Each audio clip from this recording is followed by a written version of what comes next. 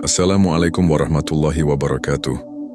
Saudaraku yang dirahmati Allah, pernahkah kita berpikir sejauh apa pandangan manusia bisa menembus?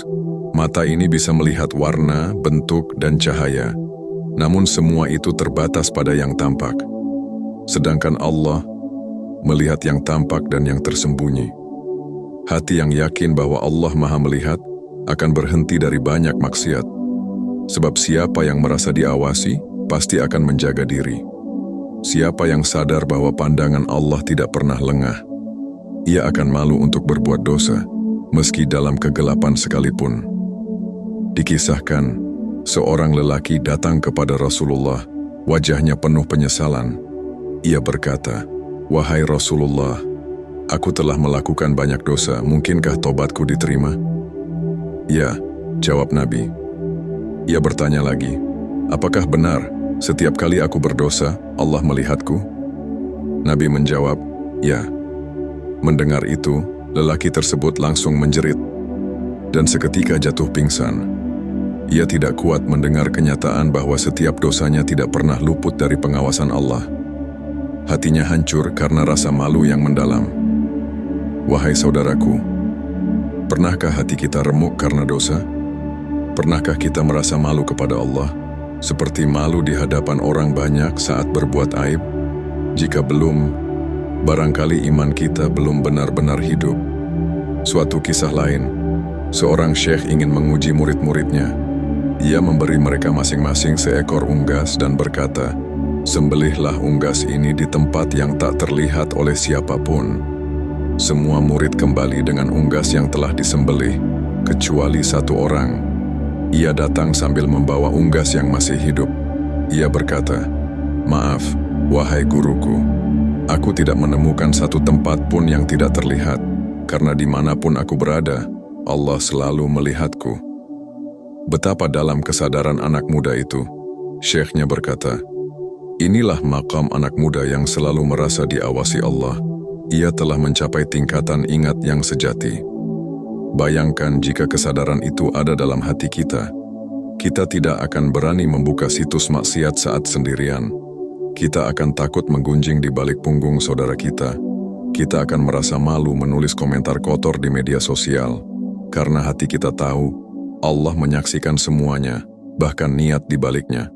Imam Al-Ghazali pernah mengisahkan, ketika Zulaikha menggoda Yusuf, Yusuf tidak hanya menolak ajakan zina, tetapi ia berkata, "Aku malu kepada Allah, Tuhan yang menciptakan 7 langit dan bumi."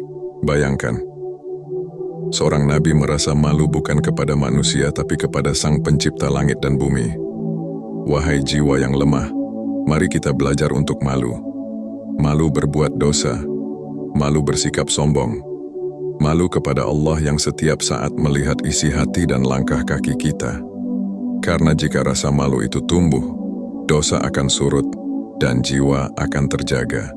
Semoga kita termasuk orang-orang yang selalu merasa diawasi oleh Allah, sehingga hati kita tidak berani berbuat dosa, meski tak ada satu manusia pun yang melihat.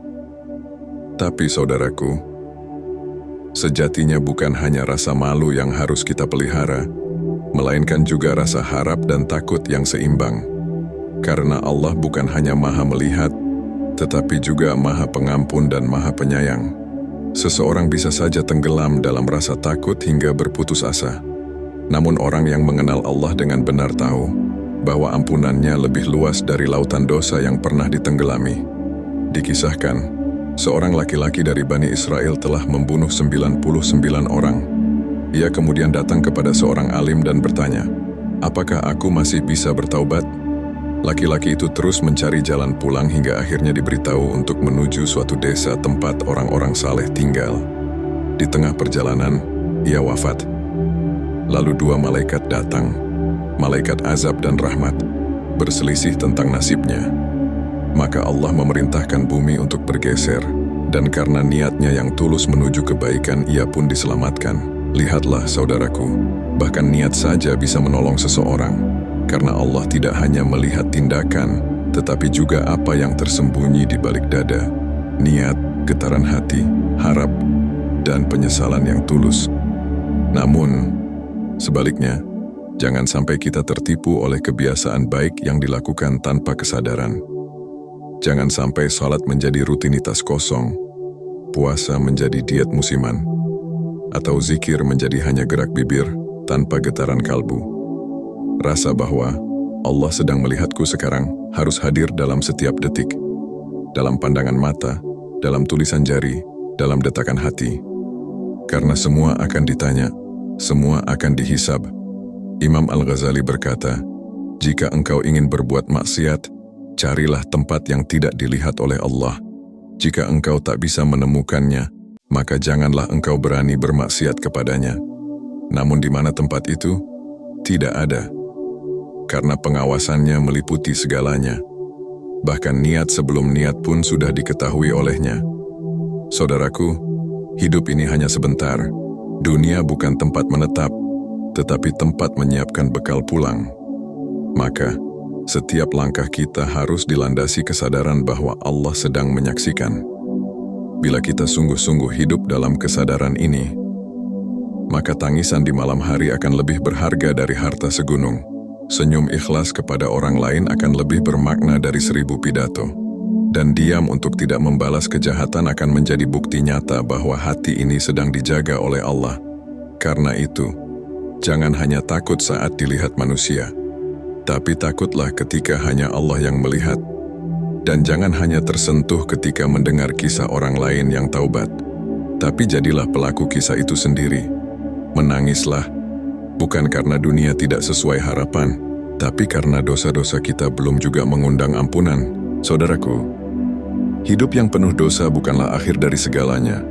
Yang membuat hati menjadi keras bukanlah karena banyaknya kesalahan, tapi karena hilangnya rasa malu kepada Allah. Jika hati masih bisa gemetar ketika mendengar bahwa Allah sedang melihat, itu tanda bahwa fitrah kita belum mati.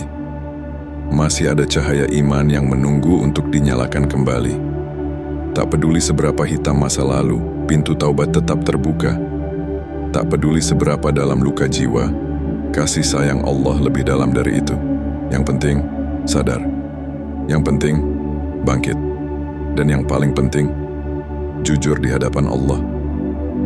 Mulailah dengan satu kesadaran, Allah sedang melihatku. Sekarang, biarkan kalimat ini membentuk perilaku kita, menjaga lisan, menjaga pandangan, menjaga hati dari sombong, ria dan dengki.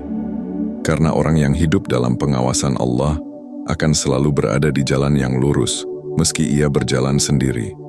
Jika narasi ini menyentuh hatimu, jika engkau merasa bahwa ini adalah cahaya yang perlu disebarkan, maka bantulah kami dengan menekan tombol like, share, dan subscribe untuk channel Cahaya Hampa, agar lebih banyak hati yang terbangun dari tidur panjangnya, lebih banyak jiwa yang kembali pulang kepada Allah.